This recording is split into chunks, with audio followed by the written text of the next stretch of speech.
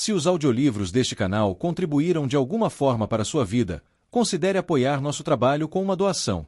Sua contribuição é essencial para que possamos continuar produzindo e compartilhando conteúdo de qualidade. O link para a doação via Pix está disponível na descrição. Obrigado. Capítulo 7. Uma marca guerreira. Com a escuridão, os Altair recuaram para suas tendas, exceto aqueles que estavam de guarda. Não havia motivo para isso ali, longe da planície por onde normalmente cavalgamos, mas o costume é forte. Nenhum homem que tenha experimentado os ventos noturnos, as tempestades repentinas e as muralhas de areia que atravessam a planície à noite permanece nela sem motivo. Na minha tenda, a mesa estava posta com comida, o vinho estava frio, a toclava quente, e Sara dançou para mim. Ela era alta, uma beldade morena de Queel, e viu na alta Elspé uma rival para o seu lugar. Então, ela dançou. Não o que os homens da cidade chamam de dança, não a dança pálida que suas mulheres fazem nas tavernas. A dança que Sara fez falava de vida, luxúria e paixão. Mais calor emanava dela do que da toclava. Mirim e Elnora serviram a comida. Naquela noite, eu não tinha companheiros para encontrar, mas, ainda assim, de acordo com o costume, eles não comeram comigo. Comeriam quando eu terminasse. Certa vez, conheci um homem de uma cidade distante que disse que isso provava que éramos bárbaros. Se fossemos civilizados, disse ele, todos comeriam juntos. Imagino o que ele teria dito se estivesse na planície conosco quando os meses de Quezeru chegarem, quando os poços de água estiverem secos, os rios murcharem e o gado morrer aos milhares. Então, a comida é repartida, mas as porções maiores vão sempre para os guerreiros, que são os primeiros a serem alimentados. Bárbaro, teria dito aquele homem, mas o que diria quando o chifre de dente viesse beber o sangue de cavalos, gado e homens fracos demais para escapar? Teria ele então chamado de bárbaro o fato de haver homens com força suficiente para lutar contra o chifre de dente e afastá-lo? Deveriam todos ter comido da mesma forma, para que todos morressem ao ataque da fera. 2 vezes vi os meses de Quezeru, uma vez como homem e outra como criança, e em nenhuma das vezes morreu alguém que não estivesse entre os guerreiros que enfrentaram a fera. Naquela noite, porém, não havia nenhum pensamento sobre fome. Até os cães comeriam melhor que um homem durante o Quezeru. Os detalhes de tudo isso ainda não estavam totalmente claros para Elspé. Ela sentou-se, observou e se irritou. Quando percebeu que teria que esperar antes de comer, pensou que fosse uma piada. Agora, não achava mais graça. Talvez pensasse que pretendíamos matá-la de fome. A aba da tenda se abriu e Rolf entrou, fechando-a atrás de si. Meu senhor, posso falar com o senhor? Entre, Rolf. Claro. Sobre o que você quer falar? Mirim, vinho para o Rolf. Ou prefere toclava? Toclava. Se lhe aprouver, meu senhor. O vento ainda sopra lá fora, e é o suficiente para congelar seus ossos. Então o que você está fazendo aí fora? Não podia esperar até de manhã? Mirim, cadê aquela toclava? Ela correu e se curvou sobre ele com a panela recém-saída das brasas. O rosto de Rolf era um estudo quando ela se inclinou para servir. Seu próprio rosto estava rígido e preocupado. Então ela cruzou meu olhar com ela, e um sorriso retornou aos seus lábios, mas não aos seus suaves olhos castanhos. Está preocupada, Mirim? Perguntei. Seu sorriso se alargou. Não, meu senhor. Ela se virou e se afastou num andar tão interessante quanto a dança de Sara. Rolf certamente parecia pensar assim. Rolf, eu disse, rindo, já tem tempo para isso quando você tiver a marca do guerreiro. Sobre o que você quer falar? Ele cheirou o vapor que subia do líquido límpido e bebeu profundamente. Há rumores nas tendas, meu senhor. Rumores que voam como se tivessem asas e parecem mudar completamente do primeiro para o terceiro. Você sabe que não deve confiar em boatos. Eu o repreendi. Foi por isso que vim até você. Todos os rumores têm uma coisa em comum e, se for verdade, você é quem saberá, meu senhor. Isso é. Que cavalguemos contra Lanta. Ele apressou-se como se temesse ser parado. Se cavalgarmos, posso cavalgar com as lanças. Você mesmo disse que sou tão bom com minhas armas quanto qualquer homem com metade da minha idade. Eu não o envergonharia, prometo. Rolf, eu sei que você não me envergonharia, mas você está tão ansioso por sua marca que... De repente, seus olhos se arregalaram. Cuidado, meu senhor. Deixando cair a xícara, ele pulou para frente e me empurrou da cadeira.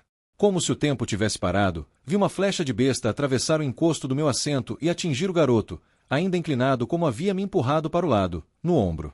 Ele caiu, sua mão indo para a flecha, e eu rolei para me levantar, tateando as almofadas no chão em busca do meu cinto de espada. No fundo da tenda, gritou Rolf. Um assassino vindo das sombras. O corte que o assassino fez para usar sua arma ainda tremia no fundo da tenda. Um assassino, gritei. Um forasteiro. Abrindo a fenda até o chão, mergulhei na noite. O grito de assassino se espalhou pelas tendas, e homens a cavalo começaram a circular com tochas. Perto de uma barraca em frente a mim, pensei ter visto algo se mover. As luzes passaram e ele se moveu novamente. Eu também me movi. Em perseguição. Quase imediatamente, o assassino percebeu que eu o seguia. Ele redobrou a velocidade para fugir. Só isso já provava que ele não era dos Altair. Se alguém tivesse motivo para me matar, ele teria se levantado e se arriscado. Soltei o grito novamente. Cavaleiros começaram a se reunir atrás de mim. À minha frente, guerreiros com tochas se moviam para impedir sua fuga. Ele se movia silenciosamente de sombra em sombra, aproximando-se cada vez mais até conseguir abrir a fenda na minha tenda e disparar. Agora as sombras lhe eram negadas. Agora ele precisava correr para escapar. Mas não havia escapatória. Rapidamente, o círculo se fechou ao redor dele, isolando-o, prendendo-o. Ele estava cercado por homens. Homens com luzes. Homens a cavalo. E eu. Ele se virou para mim e esperou calmamente. Da cabeça aos pés, vestia um couro preto fosco e justo. Era uma vestimenta feita para se esgueirar nas sombras, para matar na escuridão. Sobre o ombro, pendurada nas costas, estava uma longa espada de 2 mãos. A besta jazia a seus pés. Você me procura, assassino das sombras, chamei. Você procura vulgar? Se sim, você o encontrou. Ele ficou parado, sem emitir nenhum som, observando como uma broca pairando sobre os moribundos. Minhas lâminas deslizaram suavemente de suas bainhas, e o cinto da espada caiu no chão. Você me encontrou, eu disse suavemente. Vamos ver se você consegue me matar. Ainda assim, ele não emitiu nenhum som ao sacar a espada sobre o ombro e atacar. Foi um movimento suave e rápido, o saque e a investida. Num momento ele estava de pé, no outro, em cima de mim, sua lâmina brilhando à luz da tocha. Ele não tinha chance de sobreviver e sabia disso. Um assassino não teria permissão para escapar, independentemente do resultado da nossa batalha. Mesmo assim, ele poderia realizar o que viera buscar, matar o homem que procurava. Naquele primeiro ataque, ele quase conseguiu. Mal consegui bloquear sua lâmina giratória com uma das minhas espadas curtas. Com a outra, balancei para o lado dele, e ele saltou para trás no meio do golpe para evitar um golpe de costas que teria arrancado sua cabeça. Ele ficou de pé, de frente para mim, com a espada erguida, o cabo ao lado da cabeça, a lâmina apontada para o céu. Não havia som algum, exceto o roçar silencioso da nossa respiração, o bater dos cavalos e o render do couro da sela. Segurei minhas espadas à frente do corpo, um pouco acima da cintura, as pontas ligeiramente levantadas, apontadas para ele. Lentamente, circulei ao redor dele, pisando com cuidado, apoiando os pés no chão irregular pelo tato. Fingi um golpe, e de novo, com mais força, mas ele não fez nenhum movimento, exceto continuar se virando, mantendo o rosto coberto pela máscara de couro voltado para mim. Sem aviso, sua lâmina cintilou em direção ao meu braço. Movi-me para bloqueá-la, e ele mudou de direção no meio do golpe, para baixo, para atacar meu flanco. Eu me virei, a espada descendo para pegar a dele, minha outra lâmina atingindo seu peito. Minha lâmina mal atingiu a dele ao atingir meu peito. Minha própria ponta cortou o couro e deslizou pela cota de malha abaixo. Lançando minhas lâminas para cima, cruzando-as acima da minha cabeça, agarrei seu golpe descendente. Meu joelho se ergueu para atingir sua virilha, e golpeei seu rosto com o punho cerrado, sentindo o osso estalar sob o golpe. Ele cambaleou para trás, mas se recuperou no mesmo instante. E ainda assim não emitiu nenhum som. O sangue parecia frio onde escorria pelo meu flanco, e os pelos da minha nuca se arrepiaram. No silêncio, eu ouvia guerreiros murmurando encantamentos. A necessidade de murmurar um encantamento eu mesma era iminente. Que tipo de homem era esse? Dizem que o Altíssimo pode trazer homens de volta dos mortos para cumprir suas ordens. Mayra disse que isso é tolice, pelo menos no sentido em que os homens falam. Mas de alguma outra forma, ela não falou disso. Seria esse homem assim, esse homem que não emitia som algum, não demonstrava reação alguma ao ferimento? Teriam se arrependido de me libertar naquela manhã? Se fosse assim, ou se não fosse, eu acabaria com isso agora. De uma forma ou de outra. Avancei sobre ele cantando minha canção de morte. Minhas espadas cantavam a canção no ar. Avancei, importando-me apenas que terminasse, e ele recuou. Com aquele primeiro passo veio um segundo e depois um terceiro, até que ele se moveu apenas para trás. Comecei então a romper sua guarda. Sabendo que a cota de malha estava lá, tomei cuidado para que meus golpes atingissem em cheio, e eles acertassem com força suficiente para perfurar a rede de aço. A cada golpe, ele se esquivava, de modo que nenhum atingisse fundo, mas manchas de sangue começaram a encharcar os cortes em sua túnica. Elas brilhavam negras no couro à luz da tocha. De repente, ele chutou, sua bota esmagando meu peito. O pouco ar que me restava desapareceu quando atingi o chão com um baque que fez meus ossos tremerem. Um gemido se espalhou pelas lanças, e eu sabia que elas me vingariam. Silenciosamente, o assassino avançou, erguendo a espada para o golpe mortal. No último instante, enquanto sua lâmina caía, reuni minhas forças uma última vez. Um pé enganchou-se em seu tornozelo, o outro atingiu seu joelho, e o estalo soou como o estilhaçar de um túmulo. Ele caiu para trás, e com os dentes à mostra, forcei-me a subir para segui-lo, mergulhando sob sua espada que descia. Seus braços atingiram meus ombros, e sua lâmina caiu inutilmente sobre minhas costas, mas meu aço, com toda a força do meu braço e o peso do meu corpo por trás dele, cortou a cota de malha abaixo de suas costelas, procurou seu coração e o encontrou. Soltando minha espada, levantei-me e me vi cercado por guerreiros aplaudindo. Tire a máscara, disse eu em meio ao tumulto. Deixe-me ver o rosto dele. Bartu ajoelhou-se e cortou a máscara. Pegou um punhado de cabelo e levantou a cabeça do assassino. Era um homem de aparência comum, exceto por uma queimadura na bochecha. Imaginei se outra de suas vítimas teria reagido e também sobrevivido. Alguém aqui já o viu antes. Fui respondido em coro, mas todas as respostas foram as mesmas. Ninguém jamais o tinha visto antes. Bartu abriu a boca, em busca do segredo do seu silêncio. Meu senhor, disse ele não tem língua. Era uma resposta que deveria ter me ocorrido. Em algumas terras, é costume mutilar homens que matam por encomenda. Não é punição. É para impedi-los de trair aqueles que os contratam, mesmo sob tortura. Pelo menos, porém, eu não precisava mais temer o Altíssimo. O que quer que pudessem fazer com os mortos, não contratavam assassinos.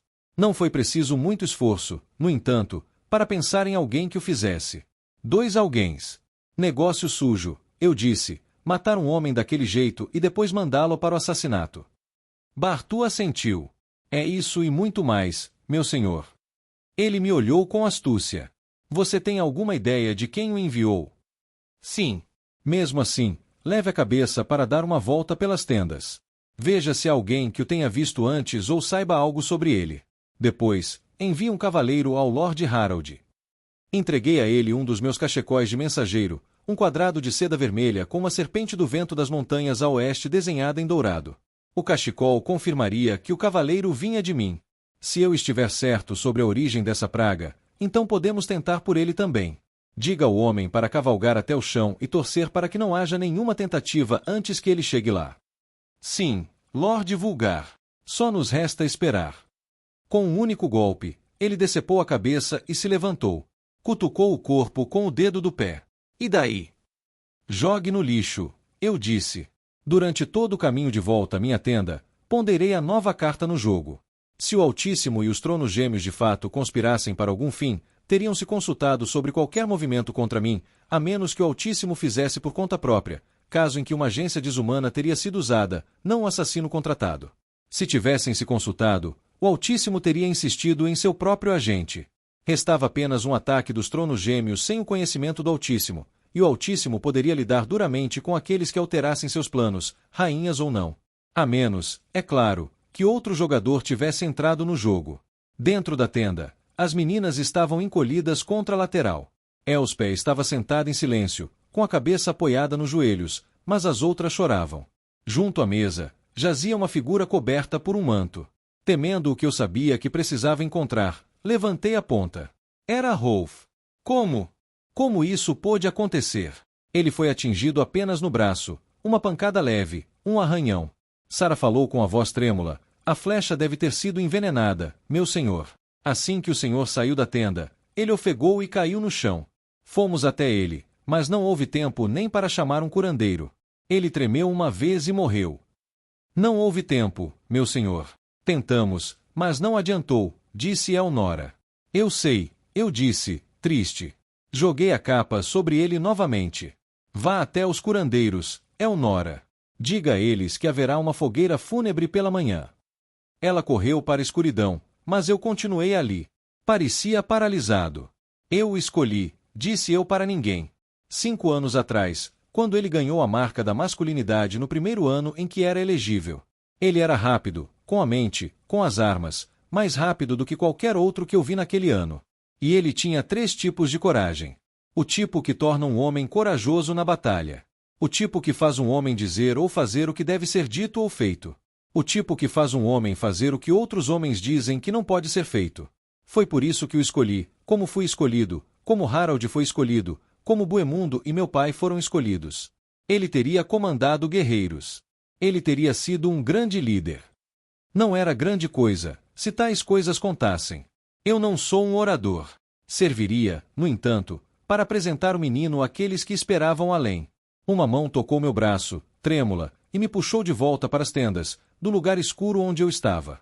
Elspeth me observava com estranheza, com tremores percorrendo seu corpo como se estivesse parada no vento. Sinto muito pela sua amiga.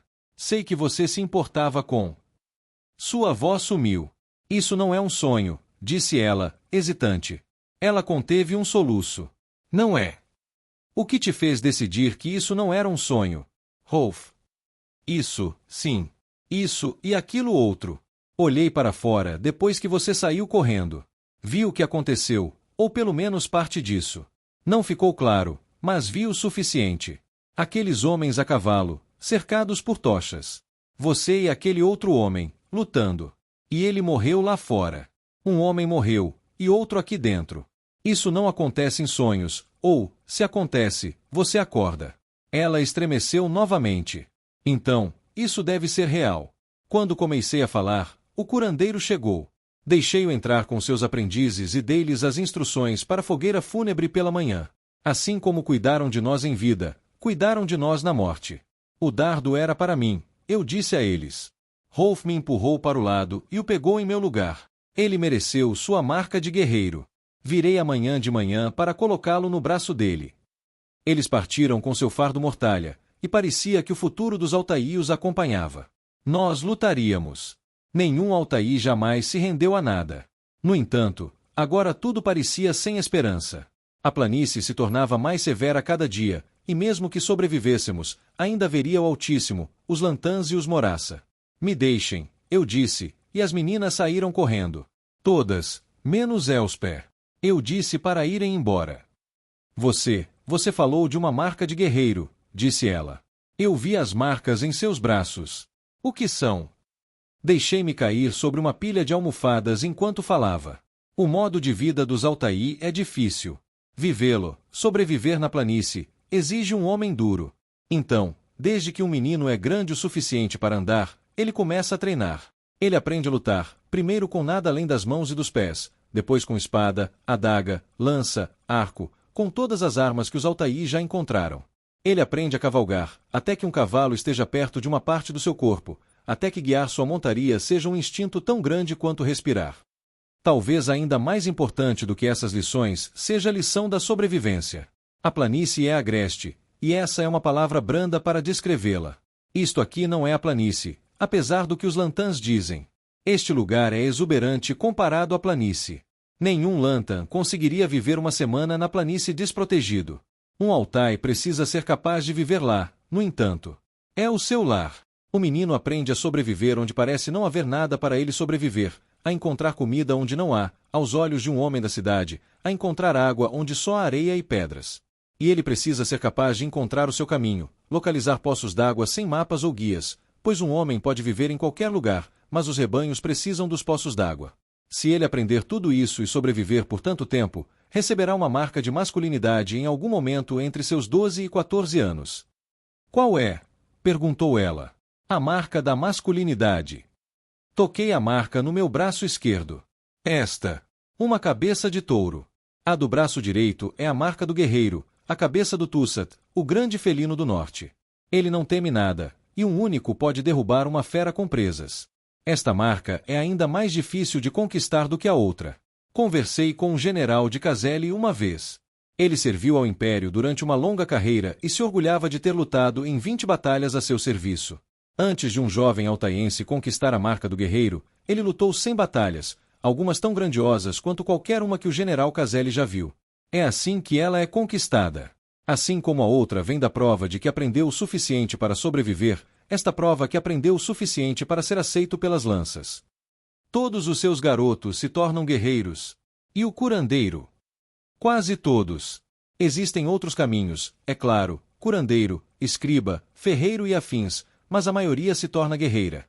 Somos um povo guerreiro. Não há outro caminho para nós.